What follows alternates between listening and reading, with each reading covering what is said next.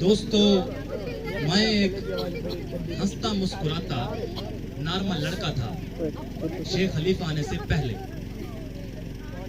1200 volt का पहला झटका तब लगा जब शेख जैद का नाम लेकर उसके सौतेले भाई शेख खलीफा अल मरहूम से वास्ता पड़ा। शेख खलीफा में आकर पता चला कि यहाँ सिर्फ इंसान ही नहीं बल्कि दुनिया की तमाम मखलूकात तालीम हासिल करने आती है। हर किस्म की शक्ल और सूरत दस्तयाब है, टेट्रागोनल, हेक्सागोनल, पेंटागोनल और हाँ, कुछ कंफ्यूज तबका हेलिकल भी यहाँ पाया जाता है। जनाब वाला शेख खलीफा में मेरा पहला दिन था। मैं अस्पताल की खूबसूरत सड़कों पर खुद को टेक्नोलॉजिस्ट का पीजीआर समझकर ओवरऑल पहने रवां दवा था अपनी मंजिल की जानिब। तभी मैंने क्या देखा?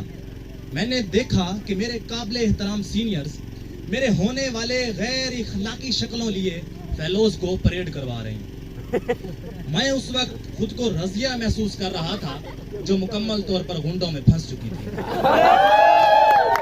इसी असना में मुझसे भी बारीक, नाजरीन मुझसे भी बारीक अलिफ नुमा सीनियर मेरे करीब आए और कहते हैं, उई। मैं कहा, हाँ ओए, तू सीनियर है, तू तमीज नहीं है, भाई बोल। मैं कहा, जी भाई। कहते हैं, लेफ्टिनेंट जनरल बेमौसमी करेला बोल के सल्यूट मार। जी तू समझ नहीं आई? लेफ्टिनेंट जनरल बेमौसमी करेला बोल के सल्यूट मार। मैंने मारा सल्यूट। खैर, अभी एक किरण की उम्मीद हो, मेरा मतलब उम्मीद की किरण बाकी थी कि बस में जाऊंगा, खूबसूरत हूरों को देखूंगा, ये गैर इखलाकी तरबियत भूल जाऊंगा। लेकिन तभी शकूर भाई की आवाज आई, लड़कियों की बात अलग है, लड़कों की बात अलग है। नाजरीन, फिर चरागों में रोशनी न रही। अस्पताल से लेकर दड़ी के पुल तक मुझसे ऐसी ऐसी नाजेबा हरकत करवाई गई बस के अंदर जो मैं बताने से कासिर हूं। खैर, चंद मिनट के बाद हम मुख्तसर सी चार दीवारी के अंदर पहुंचे जिसको मजबूरन शेख खलीफा का नाम दिया गया। जीवकार में नीचे उतरा, एक 75 किलो का हट्टा कट्टा इंसान मुझे ऐसे घूर रहा था जैसे मैं उसका बजट खा गया। वो हर किसी को झड़ा बता, तेरा ओवरऑल नहीं है, तू तमीज से रही है, तू तमीज से रही, ठीक है, तेरी पैंट गीली है, तू कल इसको दोबारा सुधार के। जीवकार मैं उसको 6 दिन का खलीफा का सरबराह समझा, लेकिन बाद में पता चला वो कोई और नहीं बल्कि शेर अब्बास था। जीवकार शेर अब्बास वो इंसान है जिसको जब नाई कहता है गर्दन नीची करो तो आगे से कहता है पुष्पा झुकेगा नहीं। खैर, हमारा पहला लेक्चर नाटकी का था। 8:30 से लेकर 9:15 तक हम सब एक दूसरे की शक्लें देखकर ला हौला वला कुव्वता पढ़ते। 9:16 पर, जी नाज़रीन मुझे बिल्कुल याद है, 9:16 पर डॉक्टर असगर साहब तशरीफ लाए। ना जाने सहराई बाशिंदे थे ये दौड़ कर आए थे, आते ही 6 गिलास पानी के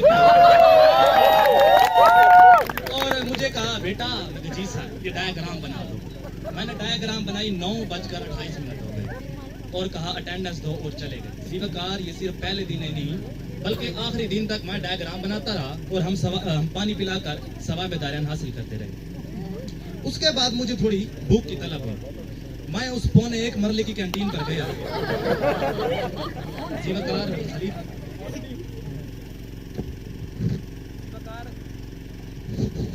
जीवकार खलीफा की उस 1:15 मरले की कैंटीन पे सबसे महंगी चीज 20 रुपए वाली सलवा निम्को थी।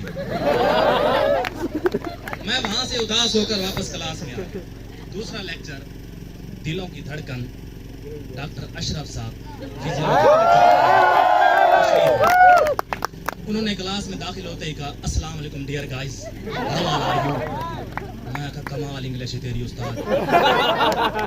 जीवकार, उन्होंने आते ही ऐसा सोडियम गेट खोला, ऐसा सोडियम गेट खोला जो आज तक बंद नहीं हो सका।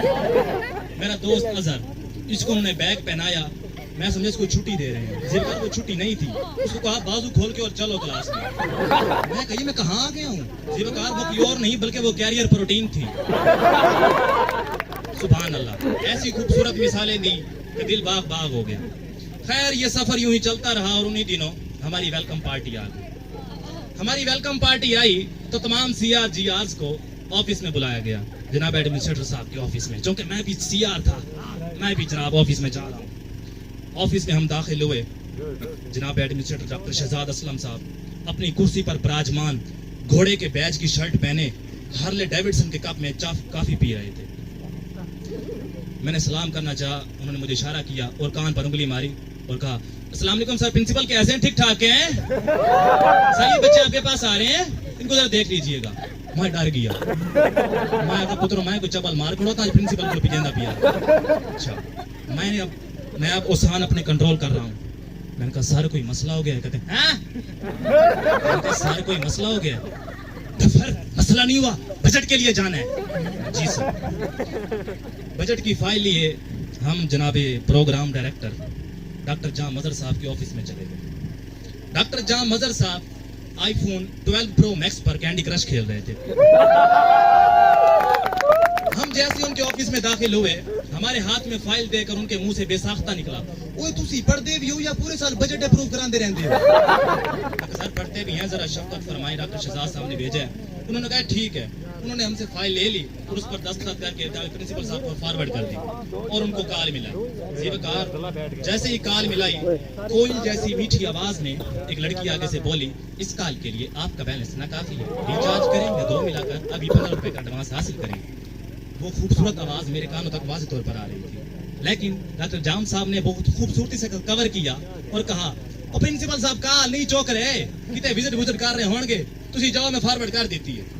अब उनको कौन समझाए कि प्रिंसिपल साहब विजिट नहीं कर रहे थे, बल्कि उस वक्त वो दुनिया के बड़े बड़े रियाजीदानों के साथ मीटिंग में मसरूफ थे और वो सब लोग कोई ऐसे तगड़े फार्मूले की तलाश में थे जिसके जरिए खलीफा के बजट्स में से मजीद पैसा बचा सके। जनाबे वाला प्रिंसिपल साहब से एक दिन एडमिनिस्ट्रेटर साहब ने कहा कि मैं शेख खलीफा का नाम रोशन करना चाहता हूँ, हमारे बजट्स बढ़ाएं।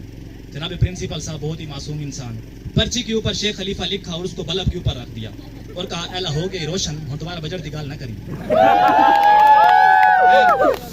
जीवकार अगर शेख खलीफा एक बस्ती का नाम होता, अगर शेख खलीफा एक बस्ती का नाम होता तो जितना ये गरीब होता, यहाँ सबसे महंगा फल बेर होता।